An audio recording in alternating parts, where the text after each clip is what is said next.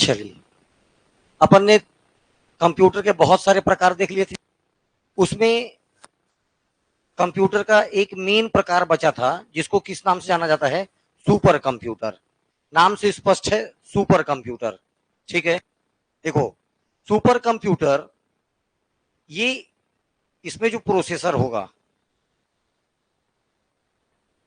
कुछ बातें ध्यान से देखना है। जैसे सुपर कंप्यूटर, इसकी प्रोसेसिंग स्पीड बाकी कंप्यूटरों की अपेक्षा में बहुत ज्यादा होगा, बहुत फास्ट प्रोसेस करेगा।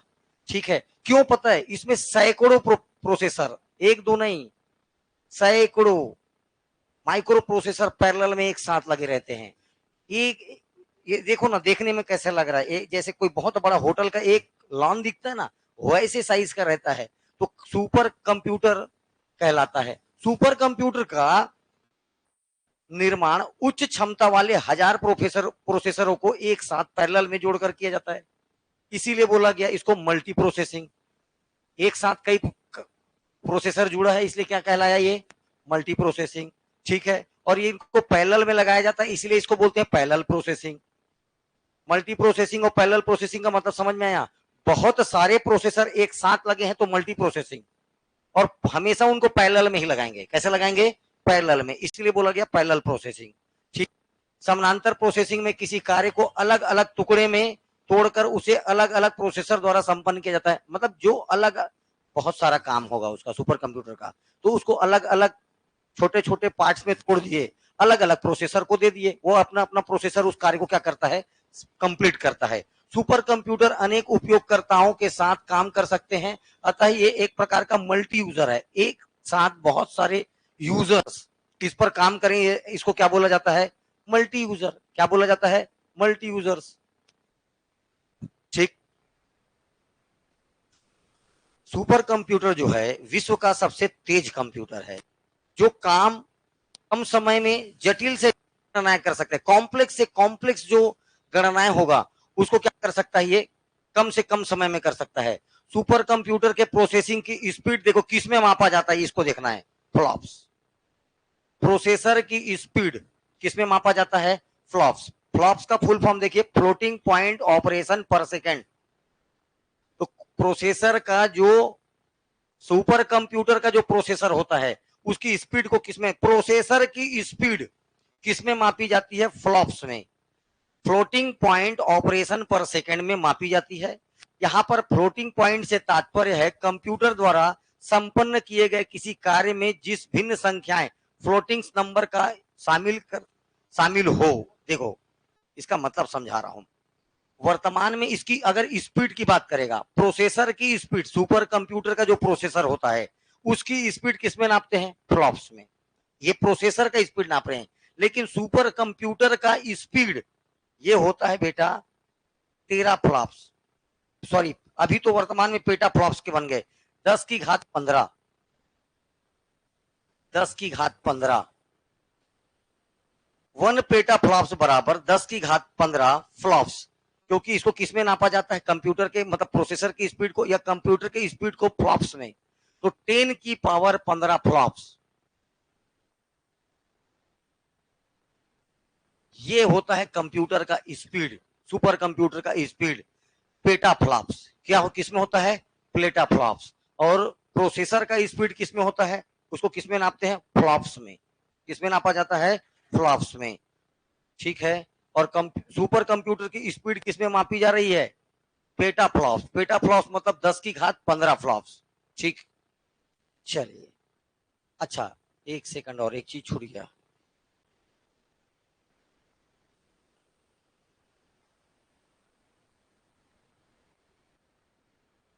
ठीक। पूरे विश्व का पहला super computer, first super computer का निर्माण का श्रेय अमेरिका के क्रे रिसर्च कंपनी का नाम पूछ चुका है। क्रे रिसर्च कंपनी का नाम क्या था? क्रे रिसर्च कंपनी के द्वारा किया गया। इसमें योगदान देने वाला था सैमूर क्रे। ये आदमी का नाम, ये देखो इसी के नाम पर कंपनी का नाम था क्रे कंपनी। सैमूर क्रे के नाम पर कंपनी का नाम पड़ गया क्या? क्रे कंपनी। सुपर कंप्यूटर के क्षेत्र में सर्वाधिक योगदान देने के कारण इस सैमूर क्रे को कंप्यूटर का जन्मदाता कहते हैं। फादर ऑफ सुपर कंप्यूटर कौन है? सैमूर क्रे। फादर ऑफ सुपर कंप्यूटर कौन होगा? सेमूर क्रे। ठीक, सुपर कंप्यूटर का उपयोग देख नॉर्मल काम में नहीं होगा, इसका काम बड़ा बड़ा होगा, जैसे साइंस एंड टेक्नोलॉजी, वैज्ञानिक अनुसंधान, रिसर्च के काम में होगा। आपको मौसम विज्ञान, कैसे पता चल जाता है कि पानी गिरने वाला है, कैसे पता चल जाता है कि मौसम आज अच्छा नहीं होगा, तो मौसम विज्ञान में, रिसर्च में, तो इसका काम बड़ा बड़ा होगा। ऑटोमोबाइल सेक्टर्स में, आपका एटॉमिक भट्टियों में, परमाणु भट्टी में, ठीक है, इसका उपयोग किया जाता है। डिफेंस सेक्टर में, मौसम का पूर्वानुमान लगाने के लिए, ठीक है, मतलब बोलने का मतलब है, इसको बोल सकते हैं अपन वेदर साइंस, कैसा मौसम होगा, कैसा नहीं होगा, कैसे कहां पर साइक्लोन आने वाला है, 4 दिन पहले सूचना मिल जाता ना, ये समुद्र इस तट पर आज साइक्लोन आएगा, इसके कारण मौसम ऐसा, सारा चीज किससे पता चल जाता है अपने को? सुपर कंप्यूटर से। बड़ा बड़ा अपने को क्या करने, सैटेलाइट लेके जाना है, सैटेलाइट को ले जाने के लिए वैसा कंप्यूटर का जरूरत होगा, एग्जैक्ट टाइम होना चाहिए, एग्जैक्ट लोकेशन होना चाहिए, तो सैटेलाइट वेलेट, ये सब कारणों में सुपर कंप्यूटर का उपयोग होगा। ताश पत्ती खेलते हैं कंप्यूटर में, उन सब कारणों में नहीं होगा, ठीक है, तो इनका यूज कहां पर होगा? बड़े कार्यों में। कहां पर होगा? हाँ, बड़े बड़े कार्यों में। अब भारत में सुपर कंप्यूटर इन इंडिया,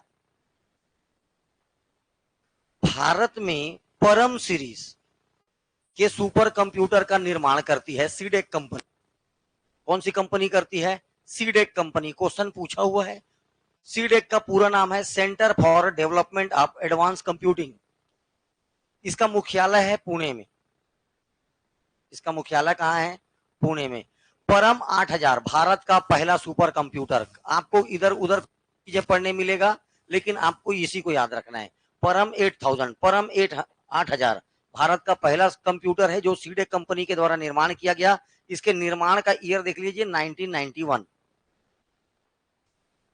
ठीक है। इस सुपर कंप्यूटर के निर्माण का श्रेय सीडेक का जो डायरेक्टर था विजय भास्कर को जाता है, डॉक्टर विजय भास्कर। सुपर कंप्यूटर सीडेक जो कंपनी है उसमें जो परम 8000 बना, उसका निर्माण का श्रेय वहां के डायरेक्टर किसको जाता है? डॉक्टर विजय भास्कर को जाता है, ठीक है। इसके बाद परम सीरीज में अगला कंप्यूटर आया परम पदम। कौन सा आया? परम पदम, ठीक है। सुपर कंप्यूटर का निर्माण, इसका परम पदम का निर्माण 2003 में किया गया। इसकी क्षमता थी 1 टेराफ्लॉप्स। टेरा मतलब होता है 10 की घात 12। टेरा का मतलब होता है 1 गुणा 10 की घात 12, ठीक है। उसके बाद परम युवा 2 आया 2013 में। इसकी क्षमता थी 500 टेराफ्लॉप्स। 500 टेराफ्लॉप्स मतलब 500 गुणा 10 की घात 12। लेकिन विश्व में कैसा चल रहा है? ये पेटाफ्लॉप्स में, 10 की पावर 15। इसीलिए बोला जाता है ना, विश्व का सबसे तेज सुपर कंप्यूटर चाइना बना रहा है। वो कहां चले गए? पेटाफ्लॉप्स में। कहां चले गए हैं? अमेरिका, पेटाफ्लॉप्स में। अपन अभी भी किस में बना रहे हैं?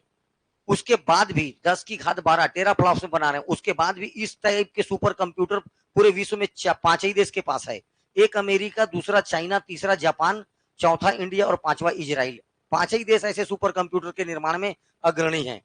ये ऐसे केवल 5 ही देश हैं। देखो, अमेरिका, जापान, चीन, इजराइल और इंडिया के पास ही ऐसे कंप्यूटर हैं। देखो, एक और सीरीज, अभी मैं बोला परम सीरीज। परम सीरीज का कंप्यूटर कौन बनाता है? सीडेक कंपनी। कौन सी कंपनी बनाती है? सीडेक। एक और सीरीज है अनुपम सीरीज। अनुपम सीरीज सुपर कंप्यूटर का निर्माण park Bhabha atomic research centre, इसका मुख्यालय है मुंबई में। तो अनुपम सीरीज का सुपर कंप्यूटर कौन बनाता है? भाभा, या इसी को अपन क्या बोल, सॉरी, पार्क। कौन बनाता है? Park, Bhabha atomic research centre के द्वारा किया जाता है, ठीक है। पेस, ये भी एक देखो, PACE processor of aerodynamic computation and evolution series के, देखो इसका नाम है पेस। पेस सीरीज के सुपर कंप्यूटर का निर्माण, ये देखो, अनुराग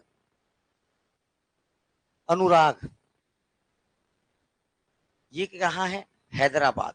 ये डीआरडीओ के लिए बनाता है। अनुराग का full form advance numerical research and analysis group, Hyderabad के द्वारा डीआरडीओ के लिए सुपर कंप्यूटर, डीआरडीओ के लिए सुपर कंप्यूटर बनाया जाता है। किसके लिए बनाया जाता है? सुपर कंप्यूटर डीआरडीओ के लिए बनाया जाता है। अब मैं आपको पहले दो ध्यान दीजिए। पहला है जो परम सीरीज का सुपर कंप्यूटर है वो कौन बनाता है? सीडेक कंपनी। कौन सी कंपनी बनाती है? सीडेक कंपनी। अनुपम सीरीज का कंप्यूटर कौन बनाता है? पार्क। कौन बनाता है? पार्क बनाता है। ठीक। और वैसे ही याद रखना है आपको, पेस सीरीज का बनाता है अनुराग। ये काहे का नाम है? कंपनी का नाम है अनुराग। लेकिन ये किसके लिए बनाता है? तो डीआरडीओ के लिए। किसके लिए बनाता है? डीआरडीओ के लिए। ठीक। इतनी बातें आपको कम से कम सुपर कंप्यूटर के लिए जानना था। ठीक है। तो विश्व में सुपर कंप्यूटर का स्टार्ट कहां से होता है? क्रे रिसर्च कंपनी। कौन सी कंपनी? क्रे रिसर्च सेंटर से। उसके बाद याद रखना है आपको, भारत में विकास तो पहला याद रखना है परम 8000। परम सीरीज का जो भी कंप्यूटर बनाता है वो कौन बनाता है? सीडेक कंपनी। कौन सी कंपनी? सीडेक कंपनी। इतना बचा हुआ था, चैप्टर नंबर 2 खत्म। ठीक। चैप्टर नंबर 3, ये अभी तक जो आप पढ़ रहे थे इसको रटने वाला काम था। समझ में आया? ये रटने वाले थे। अब ये जो चालू होगा ये है इंपॉर्टेंट, ये समझने का है पूरा। प्रिंसिपल ऑफ कंप्यूटिंग, कंप्यूटर की कार्य पद्धति। प्रिंसिपल ऑफ कंप्यूटिंग, कंप्यूटर की कार्य पद्धति। ठीक है। किसी भी कंप्यूटर को याद रखिएगा, किसी भी कंप्यूटर को काम करने के लिए दो चीजों का जरूरत पड़ता है, एक हार्डवेयर और दूसरा सॉफ्टवेयर। हार्डवेयर और सॉफ्टवेयर में आपको मैं पहले ही बता चुका हूं। हार्डवेयर जिसको आप भौतिक रूप से छू सकते हो, आपके सेंस इंद्रियां उसको महसूस करती है। ठीक है। जो चीज आप देखते हो, जिस चीजों को आप छू सकते हो, सारा का सारा चीज क्या कहलाता है? हार्डवेयर। ये जो दिख रहा है आपको, माउस से लेकर के, कीबोर्ड से लेकर के, मॉनिटर से लेकर के सीपीयू, जो चीज आपको दिख रहा है सारा क्या चीज है? हार्डवेयर। ठीक है। लेकिन ये हार्डवेयर को क्या करना है, कैसे करना है, एक ही हार्डवेयर, जैसे मान लीजिए माउस को इस समय क्या करना है और थोड़ा देर बाद क्या करना है, एक एक चीज क्या करना है, कितना करना है, किस समय करना है, ये सारा का सारा चीज बताता कौन है? सॉफ्टवेयर। कौन बताता है? सॉफ्टवेयर। कौन बताता है? सॉफ्टवेयर। तो देखिए, हार्डवेयर और सॉफ्टवेयर। हार्डवेयर कंप्यूटर मशीन के कलपुर्जो जो आपको दिखता है, जैसे मॉनिटर, कीबोर्ड, मेमोरी डिवाइस, जिसको आप देख सकते हो, फिजिकली छू सकते हो, के जो सेंसेस हैं, इंद्रियां हैं, उनको महसूस करती है, महसूस कर सकता है, ये सब क्या है? हार्डवेयर। जैसे मेरे को बताओ, मैं पूछा, मान लीजिए माउस देख सकते हो, छू सकते हो, फील कर सकते हो, क्या है? हार्डवेयर। तो ये क्या है? हार्डवेयर। ठीक है। लेकिन सॉफ्टवेयर किसको बोलते हैं? जो हार्डवेयर होता है, किसी भी कार्य को स्वयं नहीं करता। किसी भी कार्य को करने के लिए हार्डवेयर को इंस्ट्रक्शन, निर्देश कौन देता है? सॉफ्टवेयर देता है।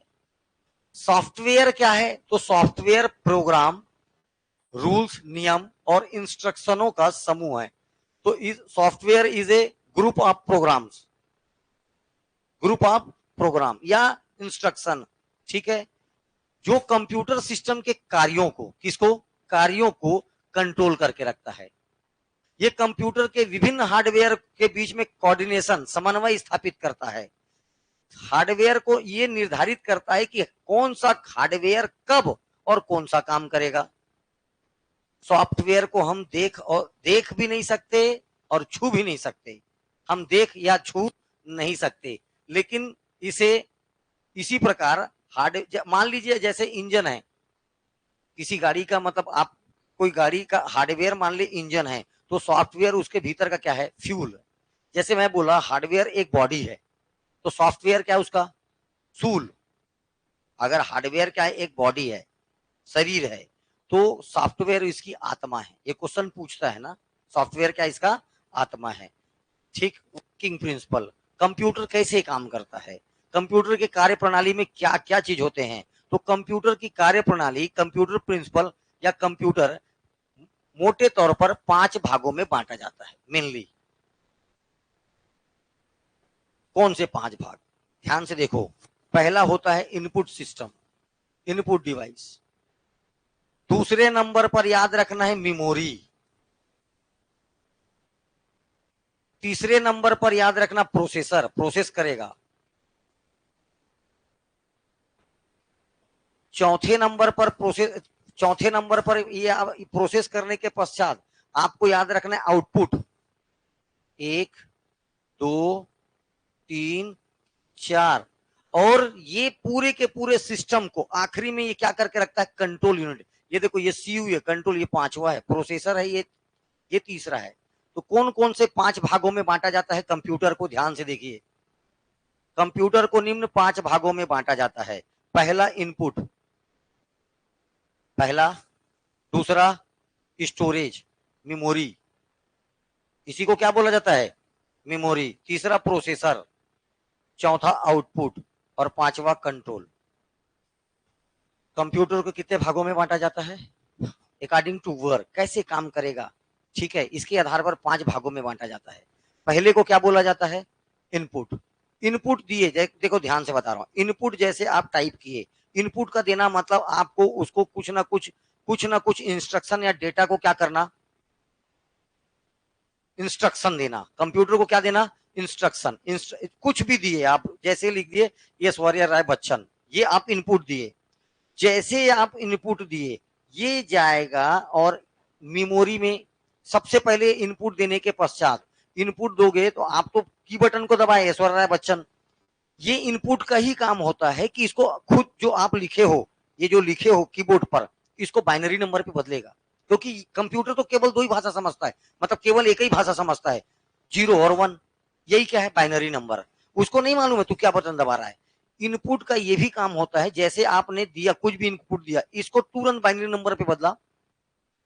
बाइनरी नंबर बदलने के पश्चात ये दूसरा काम कर दे देगा मेमोरी को। किसको दे देगा, मेमोरी अपने पास अब ये कुछ समय के लिए अस्थायी तौर पर, टेम्पररी अपने पास रखेगा। कैसे रखेगा, इसीलिए इसको बोला जाता है टेम्पररी मेमोरी, अपने पास रखा है। इसके पश्चात प्रोसेसर को अकॉर्डिंग क्षमता, अपने जो मर्जी हो, एक एक करके किसको दे जाएगा, प्रोसेसर को। किसको देगा, प्रोसेसर को, सीपीयू को। अरे आपका जो सीपीयू है, प्रोसेसर इसको प्रोसेस करेगा। प्रोसेस करने के बाद रिजल्ट देगा। ये रिजल्ट डायरेक्ट नहीं मिलेगा, ये रिजल्ट फिर मेमोरी के पास आएगा। किसके पास आएगा, मेमोरी के पास आएगा। मेमोरी से आपको अपने सुविधा अनुसार आप इसको क्या ले सकते हो, आउटपुट। क्या ले सकते हो, ये जितना प्रोसेस बताया मैं, इनपुट से लेकर के मेमोरी, मेमोरी से लेकर के प्रोसेसर, प्रोसेसर से फिर मेमोरी, मेमोरी से आउटपुट, इन सब चीजों को एक चीज कंट्रोल करते रहता है, वो है कंट्रोल यूनिट। कौन कंट्रोल करते रहता है, कंट्रोल। ये फंक्शन समझ में आया। इनपुट दिए, इनपुट चले गया किसके पास, स्टोरेज के पास। स्टोरेज मतलब मेमोरी के पास। मेमोरी के पास गया, मेमोरी अब इसको दिया प्रोसेसर को। किसको दिया, प्रोसेसर पूरा प्रोसेस किया। इसके बाद वो प्रोसेसर वापस अब रिजल्ट देना प्रोसेसर को, ये फिर किसको दे देगा, रिजल्ट को मेमोरी को। किसको देगा, मेमोरी को। और मेमोरी से आप अपने इच्छा अनुसार अपना रिजल्ट पा सकते हो। फिर ये आपको आउटपुट में मिलेगा। कहां पे मिलेगा, ये जो पूरा काम है, ये जो पूरा सिस्टम है, इसको कौन चला रहा है, कंट्रोल यूनिट। ये क्या कर रहा है, इनपुट से लेके आउटपुट से लेकर के तुम्हारा प्रोसेसर, इन सब के बीच में कंट्रोल कर, इनके बीच में कोऑर्डिनेशन बना के रखा है, समन्वय। चलिए सबका अपना अपना काम देखते हैं। इनपुट, इनपुट का काम क्या है, इंस्ट्रक्शन को डालना, इंस्ट्रक्शन डालना, डेटा या इंस्ट्रक्शन को डालना, इनपुट का काम खत्म। स्टोरेज, देखो डाटा या इंस्ट्रक्शन मेमोरी यूनिट में स्टोर किया जाता है। किस, कहां स्टोर किया जाता है, मेमोरी, ताकि आवश्यकता अनुसार उनका उपयोग किया जा सके। जैसा यूज करना है वैसा उपयोग करें। कंप्यूटर द्वारा प्रोसेसिंग के पश्चात अंतरिम, अंतरिम को बोला जाता है, ये देखो इंटरमीडिएट। अंतरिम और अंतिम में अंतर होता है। फाइनल रिजल्ट को बोलेंगे अंतिम, और अंतिम से पहले अंतरिम कहलाएगा, ठीक है। इंटरमीडिएट या फाइनल रिजल्ट वो भी मेमोरी यूनिट में ही क्या किया जाता है, स्टोर किया जाता है। इसके पश्चात ये जाएगा प्रोसेसिंग पर। प्रोसेसिंग क्या करता है, इनपुट से जो डाटा या इंस्ट्रक्शन आया है उसका जो वो क्या करेगा, उसका अंक गणितीय या तार्किक कैसा है, अर्थमेटिकल अर्थमेटिकल या लॉजिकल, उसका क्या करता है, प्रोसेस करता है। और जो आप इंस्ट्रक्शन दिए हो उसको इंफॉर्मेशन में बदलना, सूचना में बदलना, निर्देशों को कैसे किस में बदलना, इंफॉर्मेशन में बदलना, ये प्रोसेसर का काम। ठीक। आउटपुट यूनिट, कंप्यूटर के द्वारा प्रोसेसिंग के पश्चात सूचना या परिणामों को उपयोगकर्ता यूजर्स के समक्ष प्रदर्शित करने को क्या कहलाता है, आउटपुट कहते हैं। और इन सब के बीच में कोऑर्डिनेशन, समन्वय, कंट्रोल, ये सब का तालमेल, इसका काम कौन करता है, कंट्रोल यूनिट। तो कंट्रोल यूनिट का काम क्या है, जितने भी आपके यूज के चीजें हैं उनमें क्या करके रखना, समन्वय, कोऑर्डिनेशन बना के रखना, उनको कंट्रोल करना। अर्थमेटिकल लॉजिकल मतलब अर्थमेटिकल काम को कोई दूसरा मत करे, लॉजिकल काम को कोई दूसरा मत करे, प्रिंटर का काम कोई दूसरा मत करे। ये सारा चीज कंट्रोल करने का काम कौन करता है, कंट्रोल यूनिट। कौन करता है, कंट्रोल। चलिए इनको अलग अलग देखते हैं थोड़ा व्यापक रूप में। ये है वर्किंग प्रिंसिपल कंप्यूटर का। फिर बोल रहा हूं मैं, ध्यान से देखिए अब क्या समझाना चाह रहा हूं। इसको देखोगे तो समझ में नहीं आएगा ये, ठीक, इसको देखने का नहीं है। मैं अब आपको समझा रहा हूं ध्यान से इधर। अब मैं जो बोल रहा हूं, ये होता है इनपुट। ये क्या होता है, इनपुट। डाटा या इंस्ट्रक्शन देना कहलाता है इनपुट। जैसे आप इनपुट दिए, ये जाता है किसके पास, पहले बोला स्टोरेज के पास, मेमोरी के पास जाएगा। किसके पास जाएगा, मेमोरी के पास जाएगा। मेमोरी के बाद ये जाएगा प्रोसेसर के पास, प्रोसेस होने, क्या करने, प्रोसेस होने। ये अब ये सिस्टम यूनिट कहलाता है। ये इसी के अंदर रहेगा प्रोसेसर। आपने इनपुट दिया, इनपुट देने के पश्चात अंदर में मेमोरी लगा है। मेमोरी 4 प्रकार का इसके अंदर में, सीपीयू के अंदर में 4 प्रकार का मेमोरी होता है। एक होता है रजिस्टर, क्या होता है, एक होता है तेरा कैश मेमोरी, एक रजिस्टर, एक कैश मेमोरी, एक होता है रैंडम एक्सेस मेमोरी रैम, और एक होता है रोम। ये 4 मेमोरी इसके अंदर में है। कितने मेमोरी हैं, 4। रोम को छोड़ दो, रोम एक अलग ही चीज है। रोम एक ऐसा मेमोरी है जिसको कंप्यूटर बनाने वाली कंपनी पहले से ही पूरा उसका बनाकर फिट कर दिए रहेगा। तो कहां पर फिट रहता है, ये याद रखना है, मदरबोर्ड में। कहां फिट रहता है, मदरबोर्ड में, मदरबोर्ड में फिट रहता है। ठीक है, रोम वो देखो, अभी मैं आपको क्या बता रहा हूं, इनपुट के बाद ये कहां जाएगा, मेमोरी के पास। मेमोरी अपने मर्जी से जो काम का है उसको देते जाएगी प्रोसेस करने के लिए। प्रोसेसर अपना प्रोसेस किया, तो अब प्रोसेसर प्रोसेस करने के बाद फाइनल रिजल्ट दे, चाहे इंटरमीडिएट, कैसा दे, फाइनल दे चाहे इंटरमीडिएट, ये जो रिजल्ट दे रहा है ये फिर वापस किसके पास आ जाएगा, मेमोरी के पास।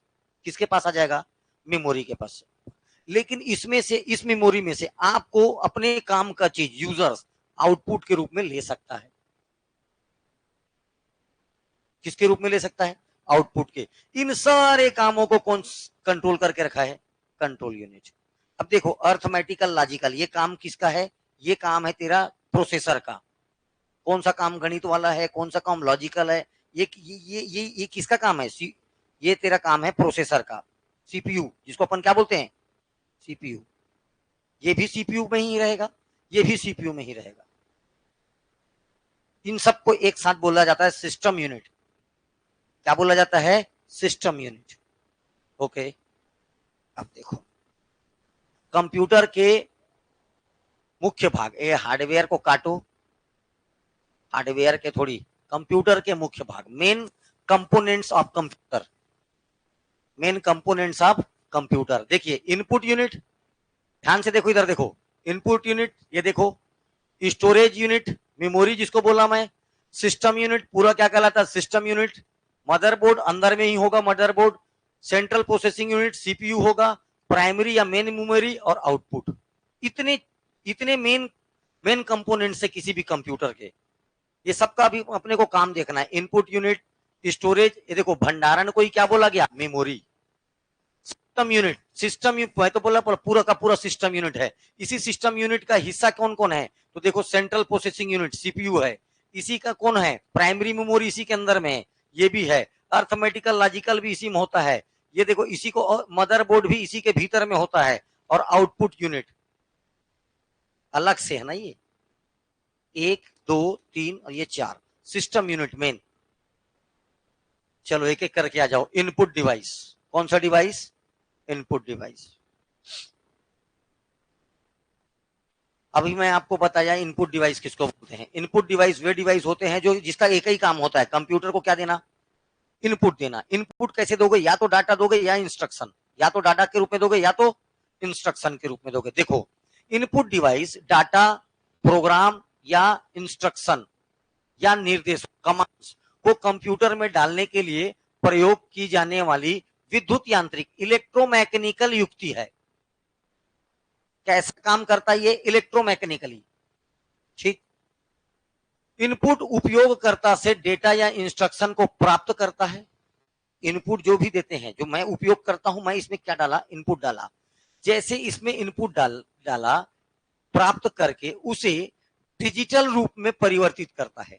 कैसा परिवर्तित करता है? इनपुट डिवाइस का ही काम है। इनपुट सिस्टम का काम क्या है? इनपुट लेना, इनपुट लिया, इनपुट को किस में चेंज किया?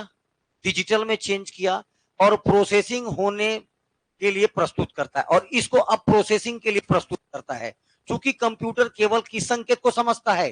बाइनरी संकेत को समझता है, जो कि 0 या 1 होता है। बाइनरी संकेत क्या होता है? 0 और 1 को समझ सकता है। अतः सभी इनपुट डिवाइस इनपुट इंटरफेस की मदद से डेटा को या इंस्ट्रक्शन को बाइनरी संकेतों में बदलता है। जैसे मैं बोला ना, ऐश्वर्या राय लिखा मैं, तो मैंने तो लिखा इस बटन को देकर, मेरे पास तो कीबोर्ड था, मैंने ऐश्वर्या राय, ये ना अब सीधा मेरे टाइप होने के बाद ये जाएगा इनपुट इंटरफेस के पास। इसी के साथ लगा रहता है इनपुट इंटरफेस। वो क्या कर देगा? जैसे मैं ऐश्वर्या का ए दबाया, उसके लिए कौन कौन सा बाइनरी नंबर है? मान लीजिए ए के लिए 001 है, ये हो जाएगा, इसका मतलब ए। एस के लिए ये देखो 110 होगा मान लो। वो अपना बदलना चालू कर देगा। कौन बदलना चालू कर देगा? Input interface. इनपुट इंटरफेस इनको बदल देगा, और बदल कर प्रोसेस होने के लिए किसको दे देगा? प्रोसेसर को। कितना बातें स्पष्ट हो रही है? चलो आगे। इस तरह इनपुट इंटरफेस के कार्य, पहला डाटा, इंस्ट्रक्शन और प्रोग्रामों को स्वीकार करना। इनपुट डिवाइस का काम क्या है? डेटा, इंस्ट्रक्शन या प्रोग्राम को स्वीकार करना, ये एक्सेप्ट करेगा। दूसरा काम, इन्हें बाइनरी कोड में बदलना। जो भी मैं लिखा उसको किस में बदलना? बाइनरी कोड में बदलना। इसके बाद बदले हुए कोड को कंप्यूटर सिस्टम को दे देना। अब उसको आगे धकेल देना।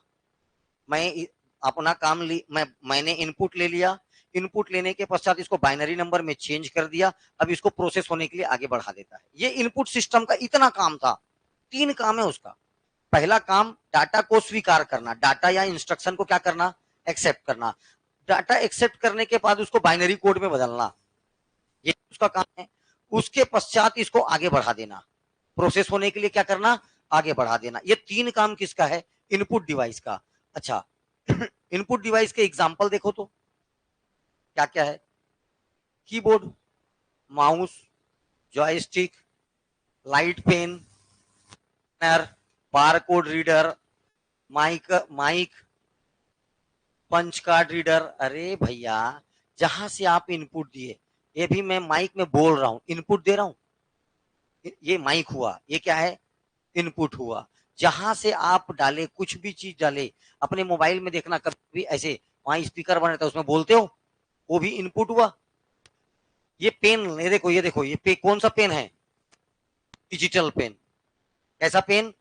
इससे भी मैं क्या डाल रहा हूं? ये देखो, इस पर इनपुट, ये लिख रहा हूं इनपुट, ये कुछ ना कुछ लिख रहा हूं, ये इनपुट है।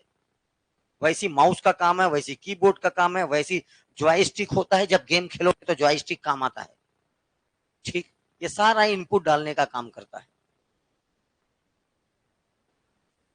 ठीक। मेमोरी, इनपुट के बाद दूसरा नंबर पर किसका काम है? मेमोरी।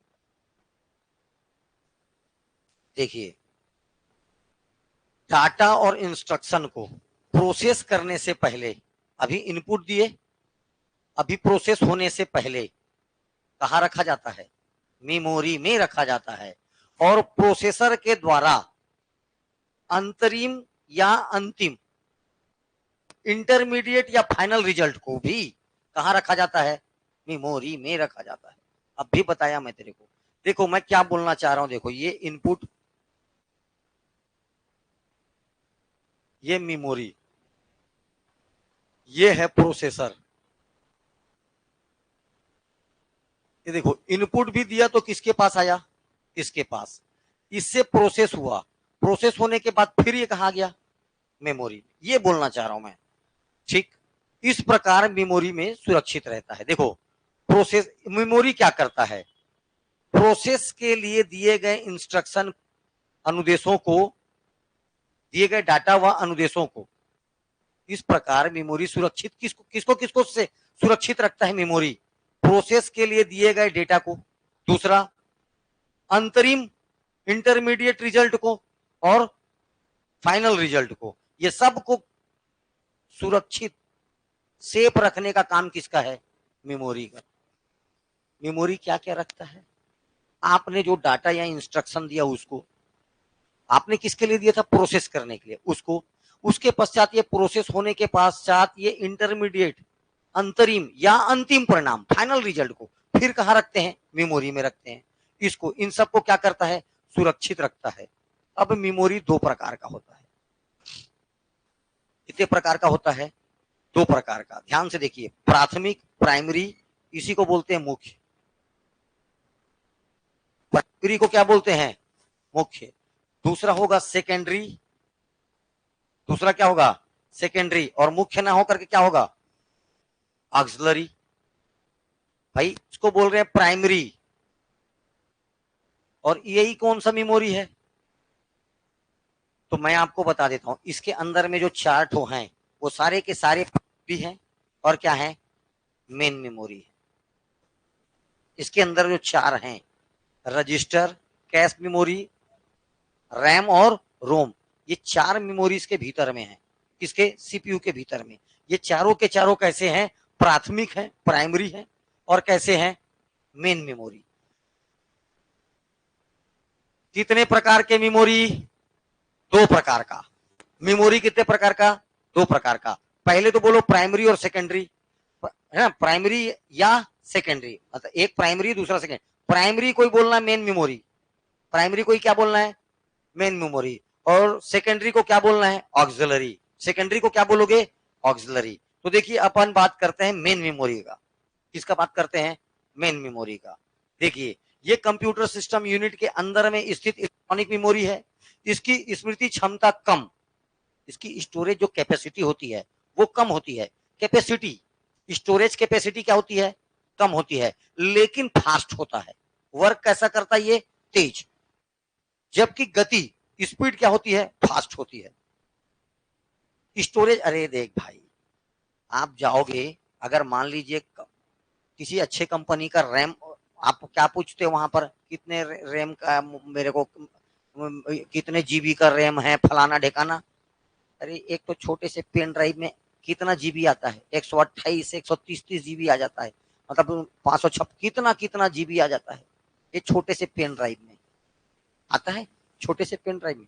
अब मैं क्या बोल रहा हूँ, देखो इसकी स्टोरेज क्षमता कम, लेकिन स्पीड क्या होती है?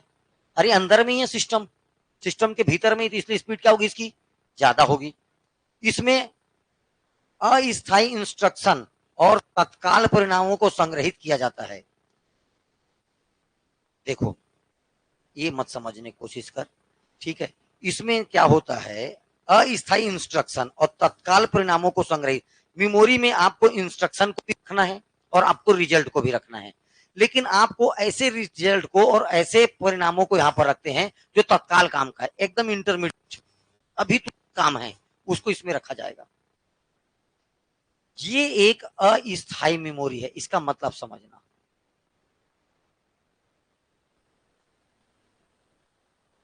कैसा मेमोरी है? अस्थायी।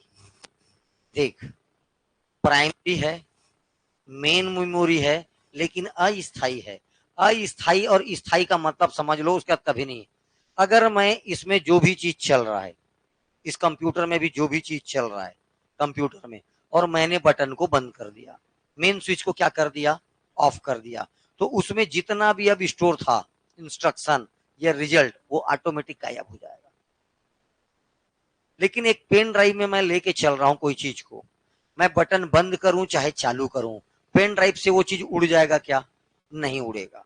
इसको बोलते हैं स्थायी मेमोरी, जिससे बटन बंद करते वहां का जो स्टोरेज है, मतलब या जो इंस्ट्रक्शन होगा चाहे रिजल्ट होगा, वो ये यहाँ पर टेम्पररी रहता है, तुरंत दिखाओ तुरंत खत्म करो। बटन बंद किया खाली हो गया, बटन बंद किया मतलब क्या हो जाता है, खाली हो जाता है।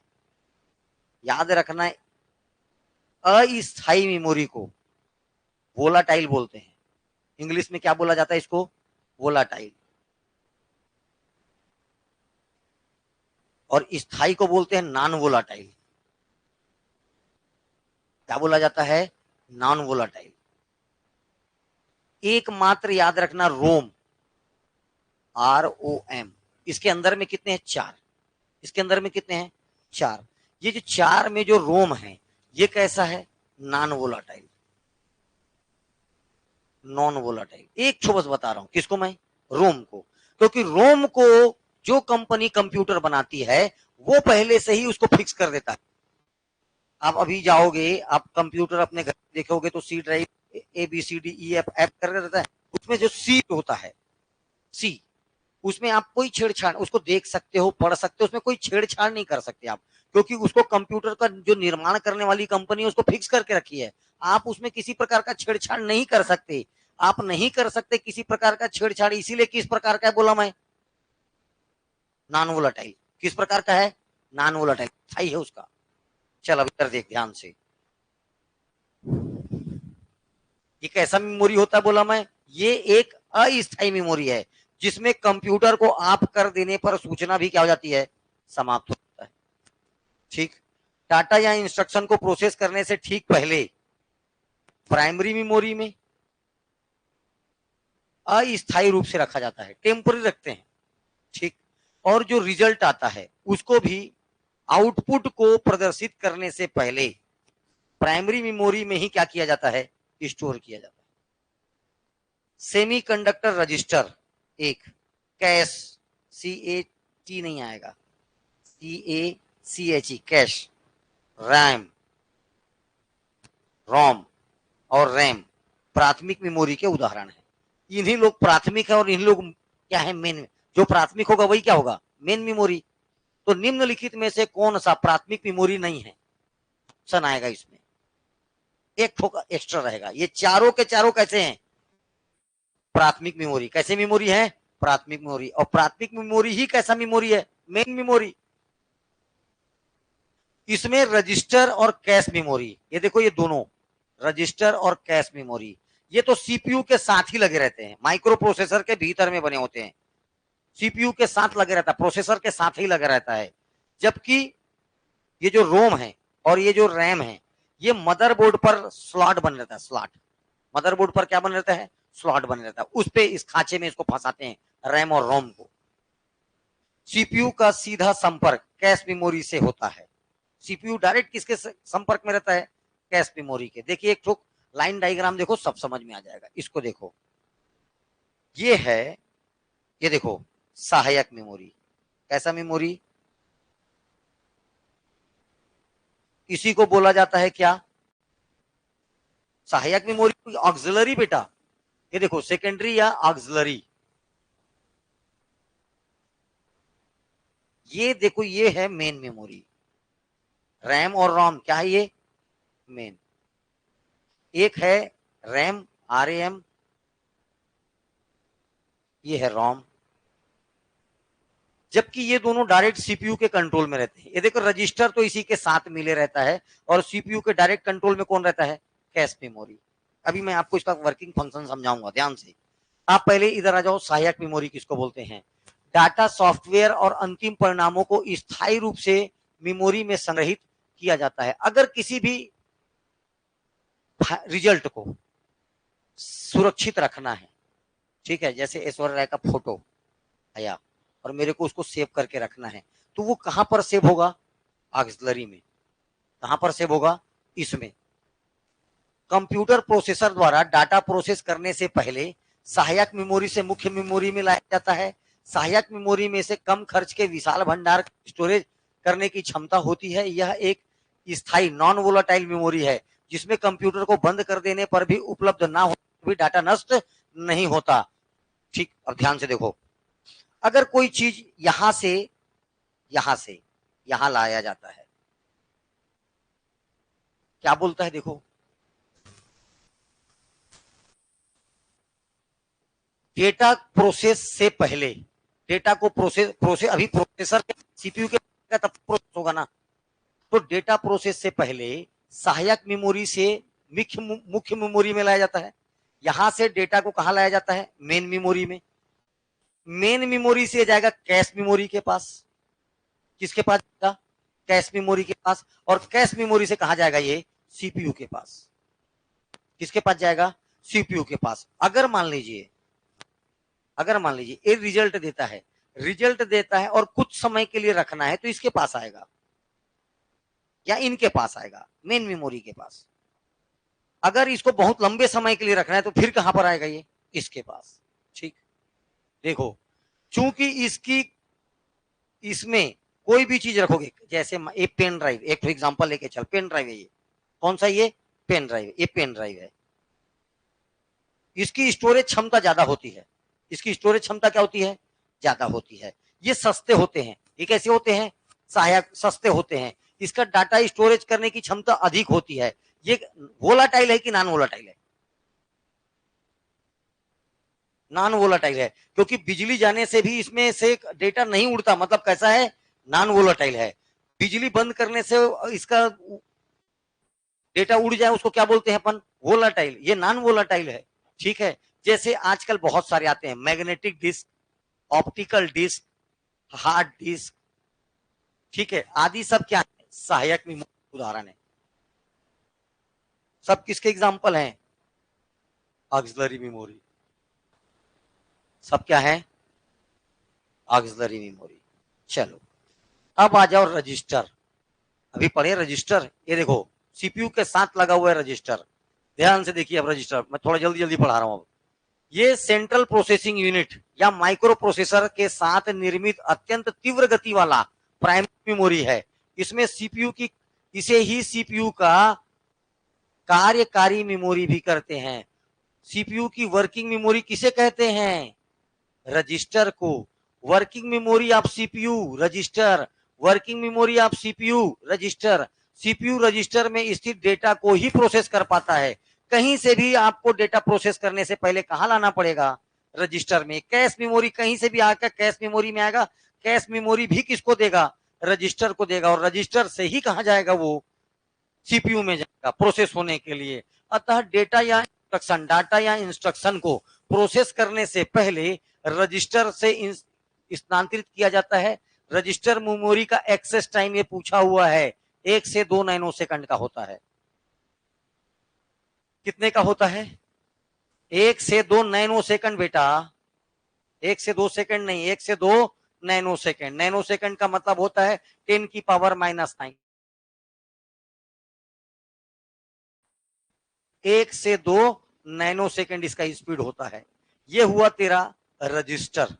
रजिस्टर जो भी कंपनी सीपीयू का निर्माण करता है उसके साथ ये रजिस्टर का निर्माण करता है। ये रजिस्टर जो है सीपीयू के साथ ही लगा होता है। सीपीयू के साथ ही लगा होता है, इसीलिए इसे किसका कार्यकारी मेमोरी बोलते हैं? वर्किंग